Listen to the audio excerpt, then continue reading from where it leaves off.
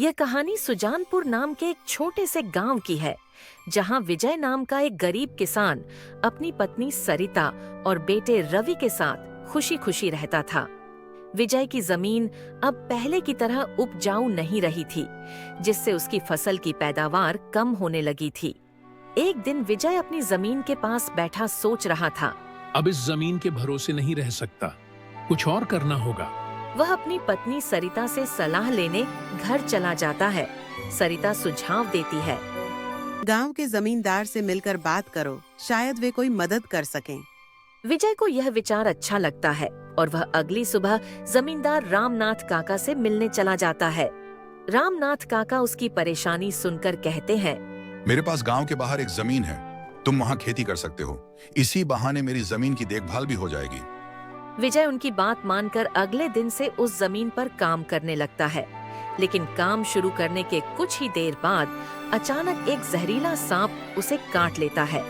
कुछ ही देर में वह बेहोश होकर जमीन पर गिर जाता है। क्योंकि खेत गांव से दूर था, किसी को इस घटना का पता नहीं चलता। विजय के घर न लौटने पर सरिता परेशान हो जाती है। अगली सुबह वह सीधा रामनाथ काका के पास जाकर विजय के बारे में पूछती है। काका तुरंत अपने आदमी को खेत पर भेजते हैं। वहां विजय को बेहोश और उसका शरीर नीला पड़ा हुआ मिलता है। वैद्य जी को बुलाया जाता है, लेकिन वे बताते हैं कि जहर शरीर में फैल चुका है और विजय गहरी बेहोशी में चला गया है। सरिता के लिए यह सबसे कठिन समय था। घर चलाने और बेटे की पढ़ाई जारी रखने के लिए उसे खुद कुछ करना था।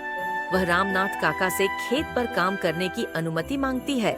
रामनाथ काका उसे गांव के बाहर जाने से रोकते हुए गांव के भीतर वाली जमीन पर काम करने की इजाजत दे देते हैं। इसके अलावा सरिता घर घर जाकर काम भी करने लगती है। उसकी मेहनत रंग लाने लगती है। खेत में फसल अच्छी होती है और रवि की पढ़ाई भी जारी रहती है। गांव वाले उसकी लगन देखकर प्रेरित होते हैं। धीरे धीरे विजय की तबीयत सुधरने लगती है और एक दिन वह होश में आ जाता है। सरिता की मेहनत देखकर वह प्रण लेता है कि अब वह कंधे से कंधा मिलाकर परिवार को आगे बढ़ाएगा।